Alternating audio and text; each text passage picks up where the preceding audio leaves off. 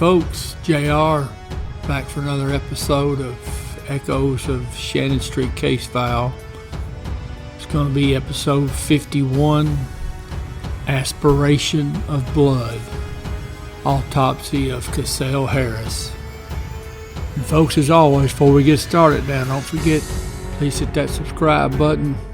Go down into the link in the description so you can follow me on Twitter, podcast, get you a copy of the book, the documentary, go over to Facebook or visit my website. Alright folks, let's get started. Office of the Chief Medical Examiner, Autopsy Report. Case number A83-34. Name of decedent, Cassell Harris. Race, black. Sex, male. Age, 21. County Medical Examiner, J.T. Francisco, M.D., Memphis, Tennessee. District Attorney General, Honorable Hugh Stanton, Jr., Memphis, Tennessee. Anatomical diagnosis, number 1, gunshot wound to head. Entry at gunshot wound A. Right occipital mastoidal region producing brain injury. Number 2, aspiration of blood into lungs. Number 3, chronic prostatitis. Number 4, benign epithelial hyperplasia, vocal cords. Cause of death, gunshot wound to head. Narrative of findings. This 21-year-old black man died as a result of a high-velocity, small-caliber gunshot wound to the head, producing injury to the brain and death. The blood alcohol level is negative. The urine drug screen is positive for tetrahydrocannabinol, which is the active ingredient in marijuana.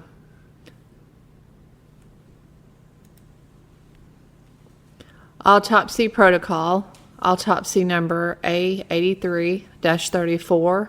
Name, Cassell Harris. Race, black. Sex, male. Age, 21. Date and hour of autopsy, 1/14/83, 0830. Pathologist, Drs. Francisco, Bell, Harlan. Assistant, O.C. Smith, M.D. Checked by J.T. Francisco, M.D. Date completed, 2/14/83. Final pathological diagnosis. Primary series. 1. Gunshot wound to head. Entry at gunshot wound A.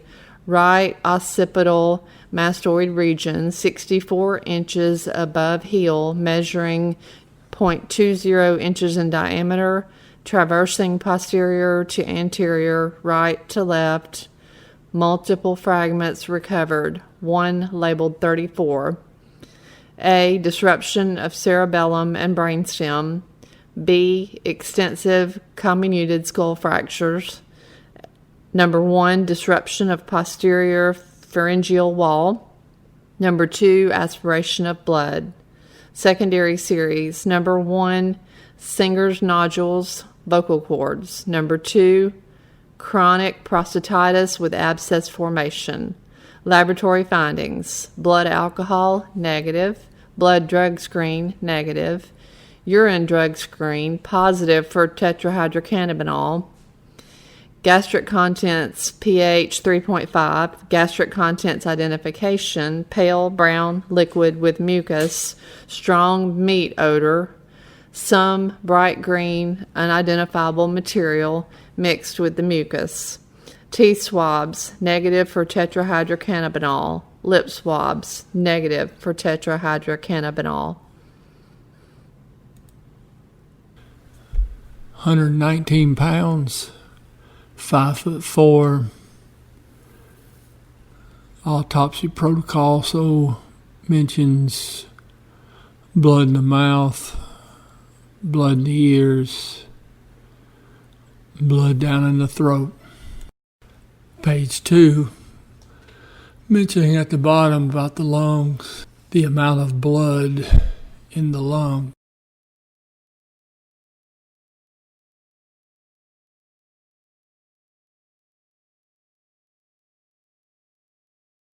See, the M16 round struck him in the back of the head, neck area, 64 inches above heel.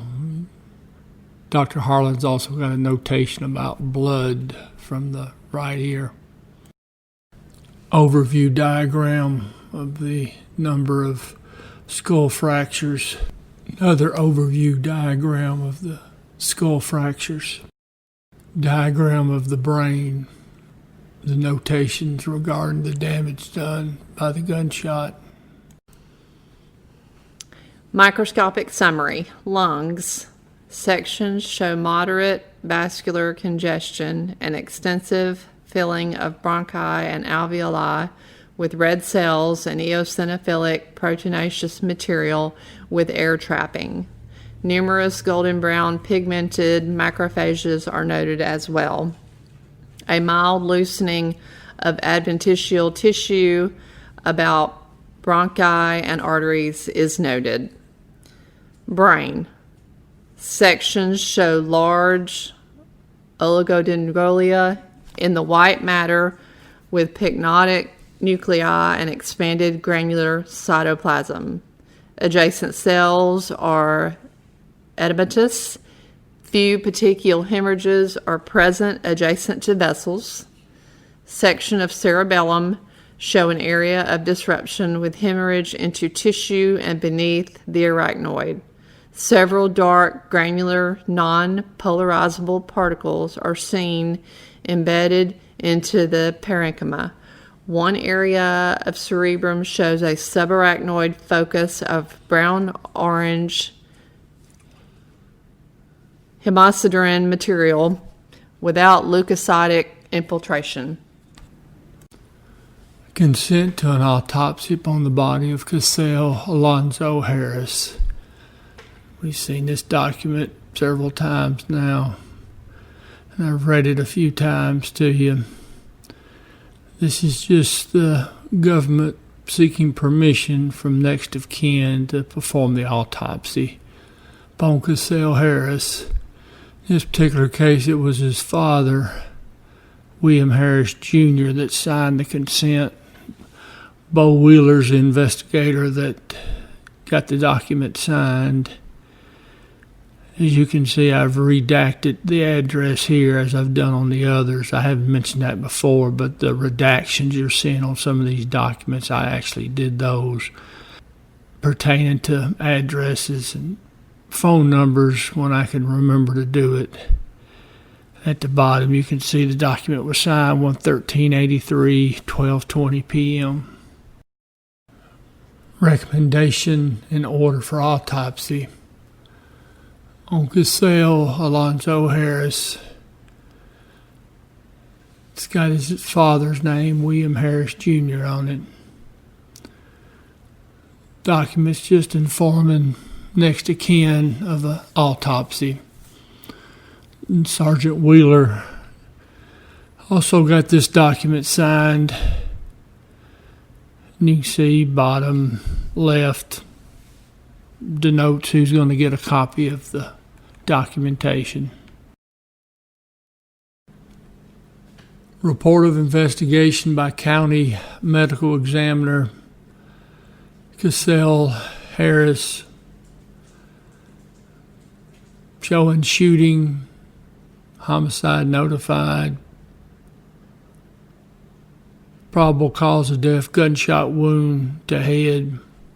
You can see the little wound chart there on the right, if you remember that from the other ones.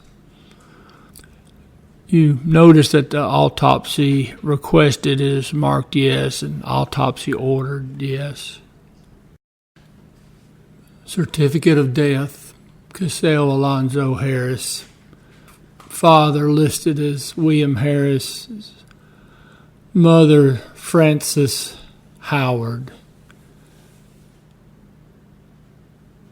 J.O. Patterson Funeral Home handled the remains. Gunshot wound to head listed as cause of death. Is listed as a homicide.